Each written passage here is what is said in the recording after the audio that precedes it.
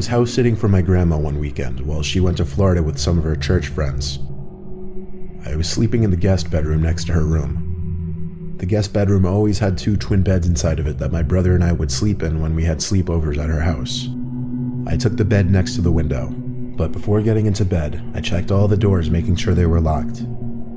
When I did get into bed, it was early, and I didn't actually go to sleep for a while. There wasn't much to do at my grandma's house. I was just on my phone for an hour or two, watching videos, texting people, whatever. That's when I thought I could start hearing someone's voice outside. It sounded like a woman's voice, saying hello. I left the bedroom and inched my way closer to the front door, moving slow because I was trying to listen. Hello? It was a woman's voice, just going hello like every 10 seconds. As I got closer to the front door, I realized that's where it seemed to be coming from. My grandma's door doesn't have a peephole, but the windows in her dining room gave a clear view of the front porch, so I went over to that window to attempt to get a view of who was out there.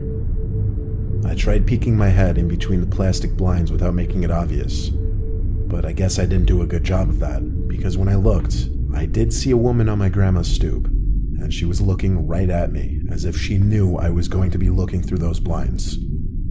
Once again, she said hello, with some freakish smile on her face. This woman was older, but don't picture her as some innocent-looking, small old lady. She looked like she was maybe late 50s, early 60s, and something about her face just skeeved me out. I moved away from the window and thought maybe it was one of my grandma's friends. It was midnight, though. Why would anyone come to the door this late? And why wouldn't she knock or ring the bell?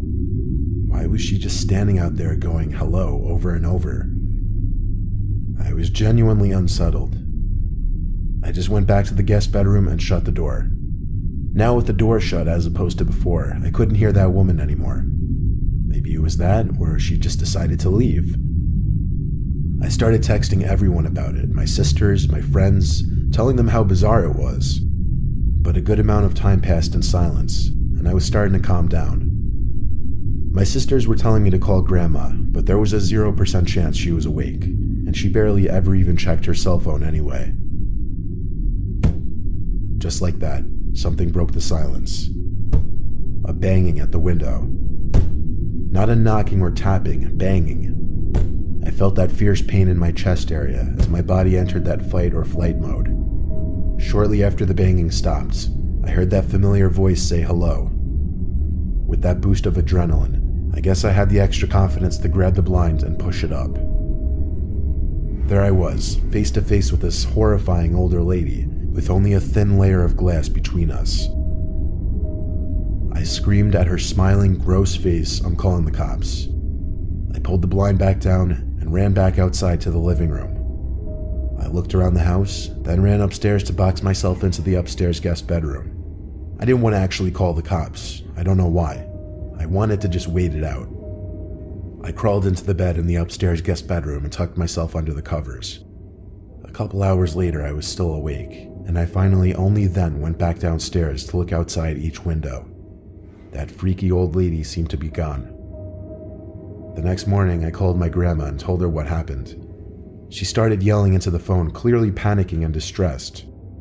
She told me how a few days earlier, she was being watched in the grocery store by some woman about 10 years younger than her, who just kept smiling at her for no reason.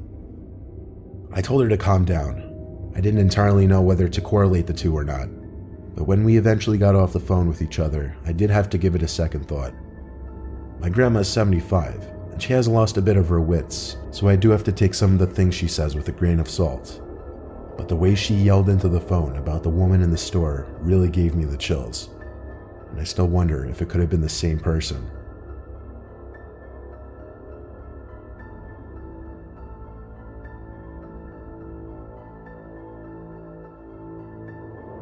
My name is Nicholas. I'm currently a freshman at Syracuse University, which doesn't exactly sit in the safest area. I just went through a breakup with my first girlfriend, so I started getting back into the online dating scene. I was using the app Hinge when I found some blonde girl named Stephanie who I really connected with. She also went to Syracuse. We both liked to read, go to the movies, we even had the same sense of humor. I suggested we go on a movie date, and she said she'd love to. She told me to meet her at some specific point near campus and she'd pick me up. So, around 9 o'clock, I waited on some corner of a normal neighborhood block, waiting for Stephanie. She asked me to share my location with her, and so I did. A few minutes later, I saw a car turn down the street and start approaching me. Then it stopped in front of me, and the driver rolled down the window. It wasn't Stephanie, though, but some old random guy. He asked what I was doing alone out here, which was insanely weird, first of all. Then I said I was waiting for someone. He asked if I was waiting for Stephanie, and I said, yeah, how'd you know? He said he was Stephanie's father, and told me to hop in so he could give me a ride to her. I took a good look at him, and he looked a little old to be her father, to be honest. I'm no idiot when it comes to sketchy situations, so I said in a firm voice, why didn't you tell me you'd be picking me up? He claimed he didn't trust a random guy meeting up with his daughter, and wanted to meet me first. I took another good look at the man and didn't say anything. I simply started walking away in the opposite direction from where his car was facing. He started yelling, hey, hey, sounding surprised that I was just walking away like that, but I've heard way too many kidnapping stories to know where this could potentially go. I heard the guy's car moving, and I turned to make sure he wasn't doing a U-turn to follow me. I breathed a sigh of relief when he drove straight and turned left out of sight. I continued walking down the block towards campus. I got to the corner of the block and was just about to make a turn when I noticed what I was pretty sure to be the same car the man was driving, just parked on the side of the road with the light shut off. I briefly tried looking into the window as I passed, but the glass was tinted. I tried not making it obvious that I was suspicious and continued walking. I got a text from this so-called Stephanie person saying, why didn't you get in the car with my dad? I ignored the text and continued walking. I kept looking back to see if the car would move. When I got to an intersection in the road, I turned right and then full-on booked it in the direction of campus. Surprisingly, I wasn't followed. I made it back to campus out of breath and started walking to my dorm building. I felt like I heard footsteps following me, though. I thought maybe I was being paranoid, but when I heard a piece of broken glass being kicked by someone's shoe, I knew I was being tailed. I made a point of ducking down behind a van and stopping to give me time to listen for where the footsteps were coming. They were a few cars away from me. Then I remembered. I never stopped sharing my location with Stephanie, or should I say that man. I saw him. It was that old man. He was approaching from between two cars across from me. He yelled something that I didn't fully understand, but it sounded like he said, come back and I'll take you to her. He had to be like 60-something. There's no way he would catch me if I sprinted. I lost him easily when I ran, and made it back to my dorm room. My roommate wasn't there, so I had no one to talk to about it. But when I lay in my bed, I got another text from that man, and it was shocking. It said, you're a little piece of fucking shit. You're lucky you got away. I would have strangled your ugly ass. I still have the screenshot. I replied saying thanks for the threat, it's going straight to the police, and I blocked his number. I still have the conversation saved as evidence, and I plan on going to the police with it eventually. Hopefully they are able to do something about it.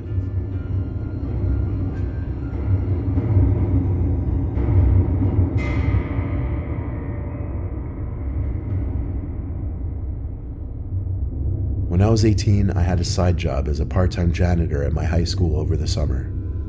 I would work sometimes days and sometimes nights, anywhere from 9 a.m. to 12 a.m., depending on how much money I needed. Oftentimes, I would be left to lock up the building when the older janitors have left. This was a time before the high school had cameras installed in every single hallway. So one night, one of my superiors, Tom, had to leave early, meaning I'd be finishing up the rest of my shift alone, and I'd be locking up for the night. He told me to text him if I need anything, as he always did, and then he left. I loved it when I was left alone because usually I'd just do half an hour of work and then just hang around on my phone or leave early and still get paid for the whole shift. I definitely pushed it with the things I'd get away with at that place.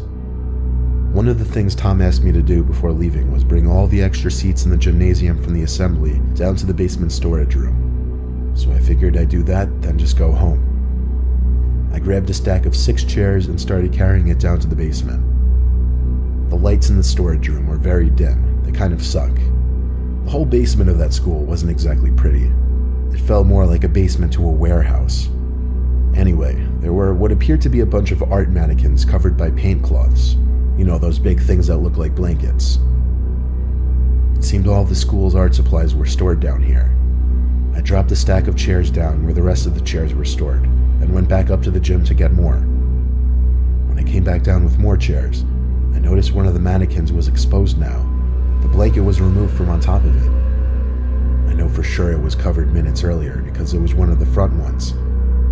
I texted Tom saying, "I think someone's down in the basement." He said back, "What do you mean?" And I said one of the art cloths were moved. He took a minute to respond saying no one else should be there. Then I noticed something. The art cloth, tucked in the corner of the storage room, sitting outside of the light that was produced at the center of the room. It was covering something, surely. I started to tiptoe over to it, but when I was a few feet away from it, I realized whatever was under that cloth was moving just ever so slightly. There was undoubtedly someone hiding under there. I ran back upstairs and locked the basement door. I texted Tom saying someone is hiding under a cloth in the basement. He said call the cops, but I insisted he just come back since he only just left like 10 minutes ago. He didn't want to come back though. He told me to be a man and confront whoever was down there. So I went down to the basement again. However, the cloth was now strewn flat on the floor, and whoever was hiding under there was gone. But possibly the scariest thing was yet to happen. As I stood in the storage room, there were loud metallic thumps coming from above my head. I looked up and saw indents slowly forming in the large air vent above me. Someone was crawling through the main vent, then just stopped literally above me. And then, bangs. Bangs like whoever was in there was trying to break open the floor of the air vent. I didn't know what was happening, but I was officially done with this. I ran up the stairs, locked up the school, and went home. I told Tom the partial truth the next day, that I thought I saw someone in the corner and it was gone when I went back. Then I claimed there was nothing else I could say. Thank God it was my last week there, so it wasn't my concern anymore.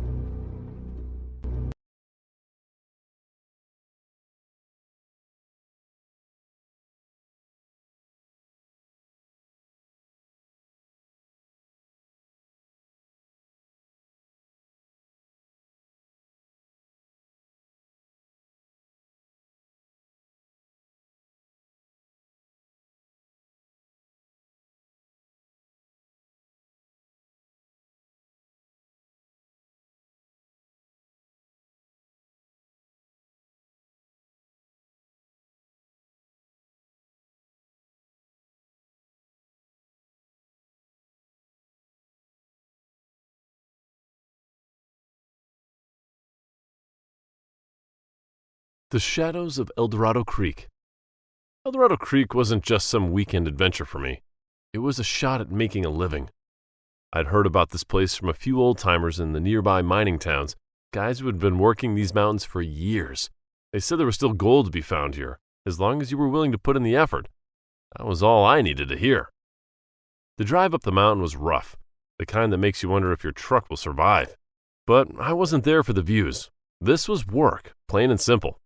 When I finally rolled into camp, the other guys were already there. Bunch of grizzled vets who looked like they had been doing this forever. I was the new guy, and it was obvious. At first glance, the creek didn't look like much, just some water cutting through the rocks, the kind of place you'd ignore if you didn't know better. But these guys knew better. They'd been working this spot for years, and it paid off for them. If they could do it, I figured I could too. There wasn't any chit-chat or handshakes. They just pointed me to a spot and gave me a nod that said, "Show us what you got." So I got to it. The sun was already blazing, and the heat was creeping up, but that didn't slow anyone down. These guys worked like a well-oiled machine, shoveling dirt, lifting rocks, and sifting through the gravel like it was second nature.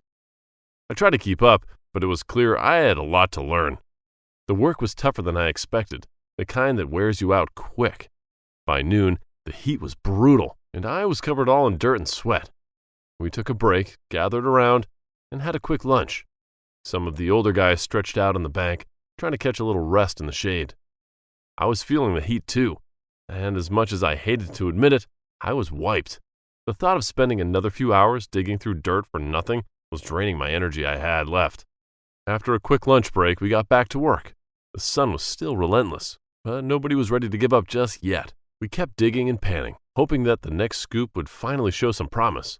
But as the afternoon wore on, it became clear that today just wasn't our day. The sun started to dip behind the mountain, casting long shadows over the creek, and the frustration was starting to settle in for everyone. By the time late afternoon rolled around, the heat was unbearable. We were all drenched in sweat, and the idea of sticking around much longer was losing its appeal fast. That's when one of the guys suggested we head over to a nearby lake to cool off before heading back to camp for dinner. It was a no-brainer. We needed a break from the heat, and the thought of jumping into cool water sounded like heaven. So we packed up our gear for the day and made our way to the lake.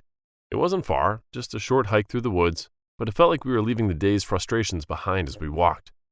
When we got to the lake, it was everything we'd hoped for. Calm, quiet, and just what we needed after a tough day. We didn't waste any time. We stripped down and jumped right in, letting the cool water wash away the sweat and grime. We floated around, enjoying the relief from the heat, but after a while, something started to feel off, like the water had its own weird vibe. It wasn't anything obvious, just the strange feeling that something was moving under the surface. Not quite right. Then I felt it, a soft, almost slimy touch against my leg. I jerked away, thinking it was just a stray piece of seaweed or a fish brushing by, but when I looked around, I noticed the others were starting to look uneasy too. One of the guys, Dan, suddenly cursed and swam towards the shore, saying something had just brushed past him too. We tried to laugh it off, saying it was nothing, probably just our minds playing tricks after a long day, but the atmosphere had shifted. What had been a nice, cool break now felt a little too creepy, darker, as if the water was hiding something beneath its surface. As we moved closer to the shore, we heard splashing. At first we thought it was just one of us messing around, but then we realized the noise was coming from way down at the other end of the lake, where none of us were. The splashing got louder, like something or someone was thrashing around in the water. We all stopped, just staring, trying to figure out what was happening. And then, just like that, the splashing stopped. The lake went completely silent, and all you could hear was our breathing and the wind in the trees. We just stood there, knee-deep in the water, not sure if we should laugh it off or get the hell out of there. But honestly, we all knew it was time to leave. No one said much as we headed back to shore. The whole thing had left us feeling weird, like something was watching us from beneath the water. We grabbed our towels and dried off in silence. We all just wanted to get back to camp as fast as we could. But as we started walking away, I couldn't help but take one last look back at the lake. That's when I saw it, a figure at the end of the lake, half hidden in the shadows. It was slender and long, with something shimmering, like scales catching the last bit of sunlight. It just stood there, or maybe it was sitting. I couldn't tell exactly, but I knew it was watching us.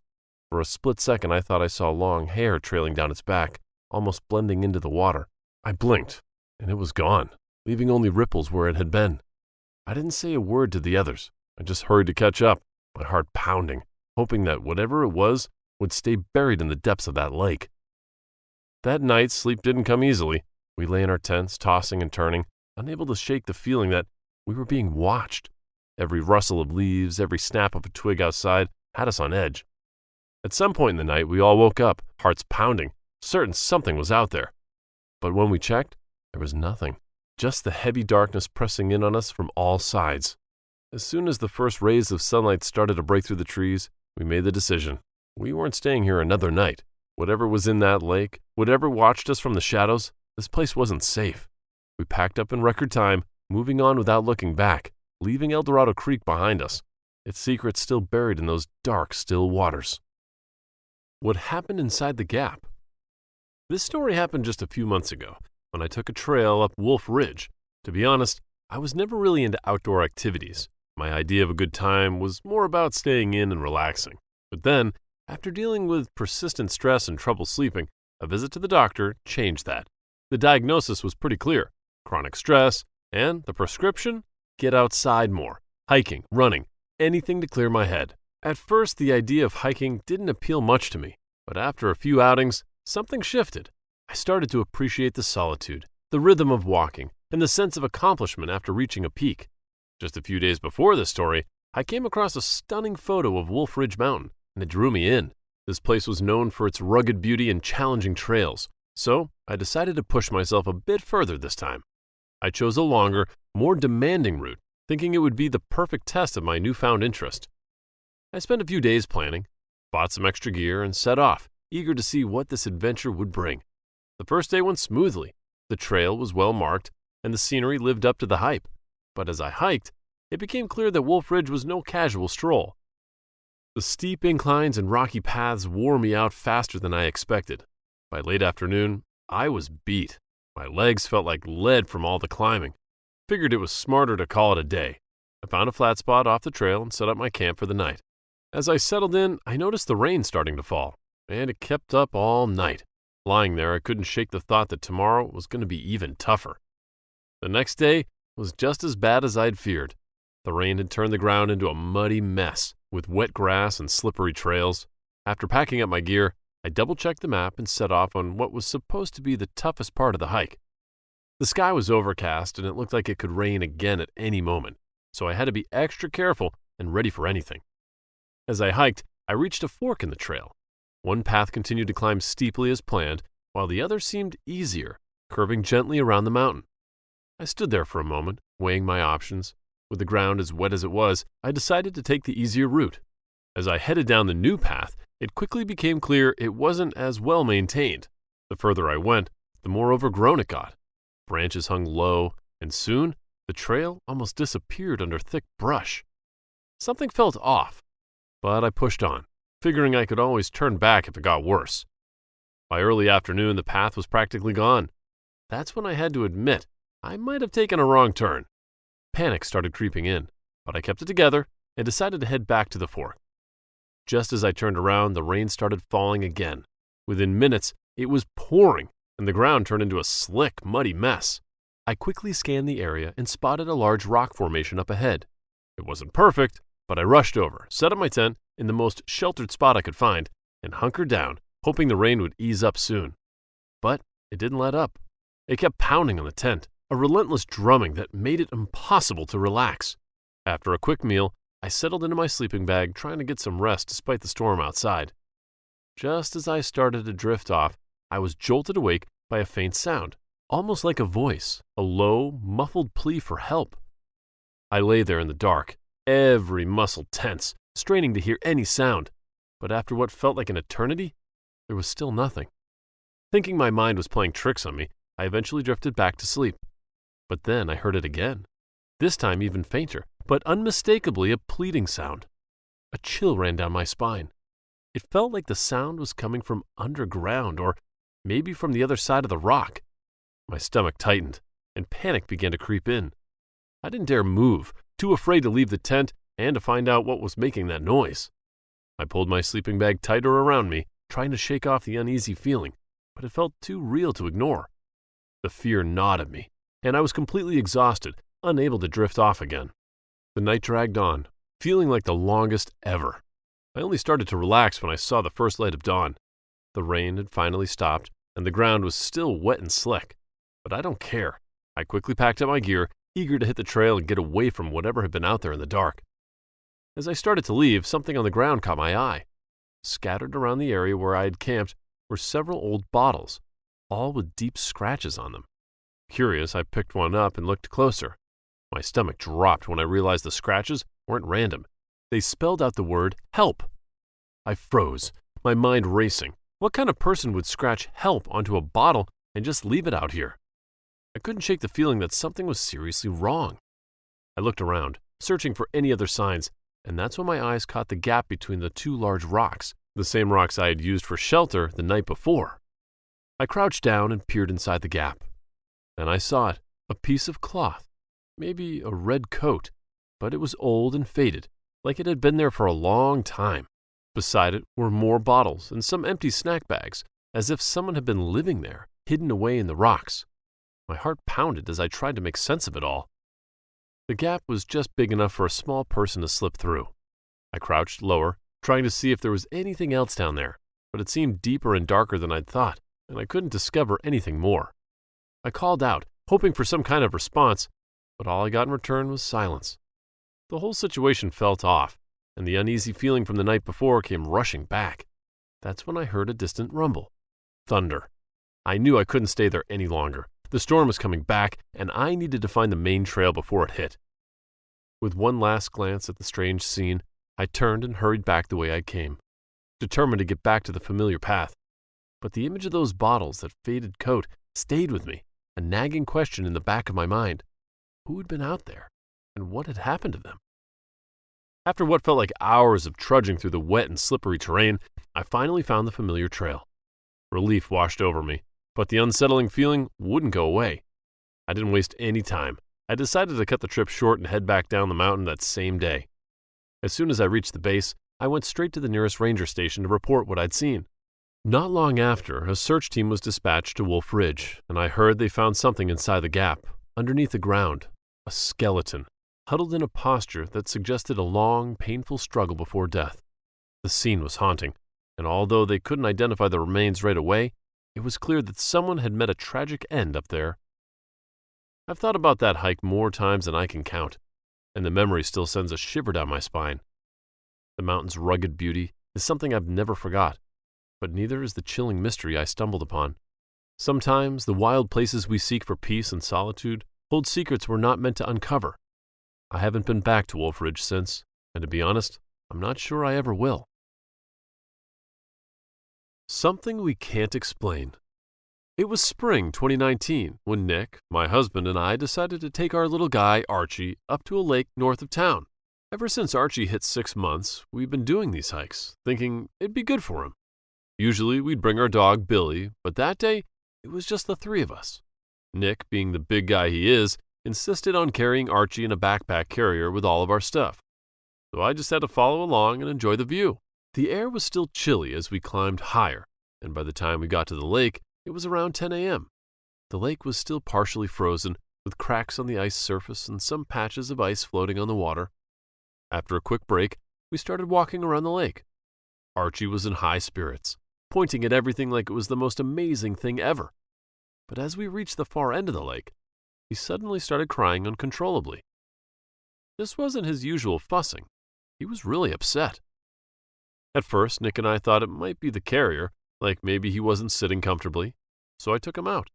And Nick checked the carrier, but everything seemed fine. The weird thing was, as soon as I held Archie in my arms, he calmed down a bit. But the moment we put him back in the carrier, he started wailing again. We were stumped. Archie's usually a pretty easygoing kid, and he only cries when he's hungry, wet, or uncomfortable. But none of those seemed to be the case here. We tried everything, adjusting the carrier, giving him snacks, even singing to him, but nothing worked. The crying only stopped when we started walking back towards the other end of the lake. As soon as we did, he quieted down like nothing had happened. Nick and I exchanged a look. It was odd, to say the least. I couldn't shake the feeling that something wasn't right with that spot at the far end of the lake. But at that point, we just chalked it up to the cold, or maybe Archie feeling tired. As we kept walking, I couldn't shake this weird feeling that something was off. Archie's sudden crying had unsettled me, and the farther we got from that spot, the more uneasy I felt. It wasn't just the cold air or the fact that we were up in the mountains. It was like my instincts were screaming at me that something wasn't right. I mentioned it to Nick, trying to put my finger on what was bothering me. He just shrugged it off, saying it was probably the cold or maybe the way the light was hitting the lake. He even joked that I was overthinking it because I'd been reading too many mystery novels lately. But I knew it wasn't that. This was different. A kind of gut feeling that I couldn't explain. I remember what my mom used to say about how babies and women after childbirth could sense things that others couldn't. It sounded silly, but at that moment, I couldn't help but wonder if there was something to it. The feeling of unease kept gnawing at me, and I found myself glancing back at the lake more often than I'd like to admit. Finally, I insisted that we move to a different spot, somewhere farther away from the lake. Nick, ever the practical one, just shook his head and smiled, but he agreed to move. He never lets stuff like this ruin our day, but I could tell he thought I was being paranoid.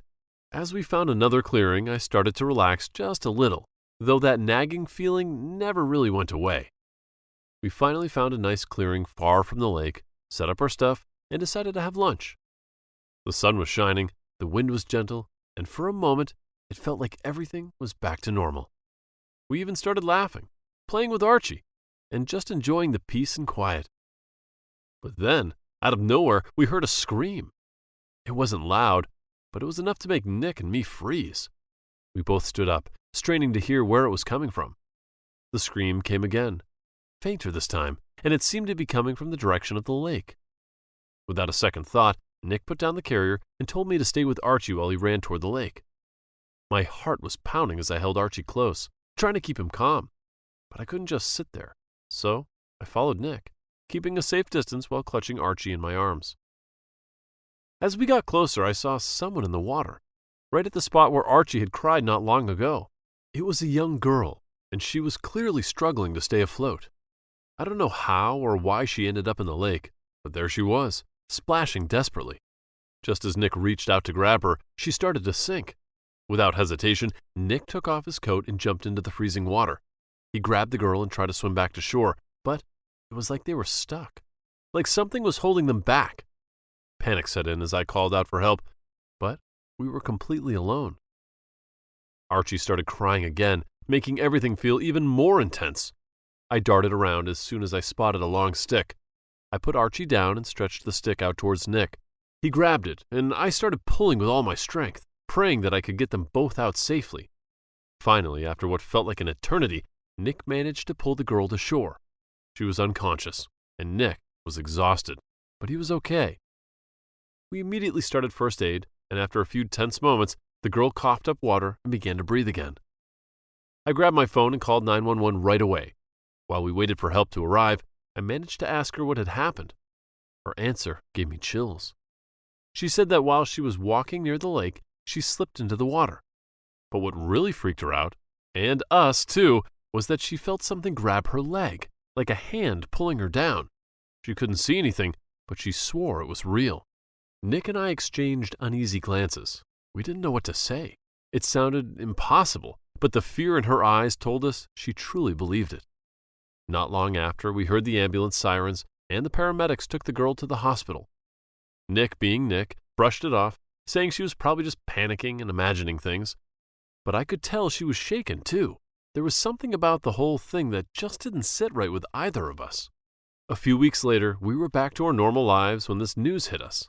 A man's body had been found floating in that same lake. Apparently, he had been stuck under the thick ice, and when the ice melted, it released his body.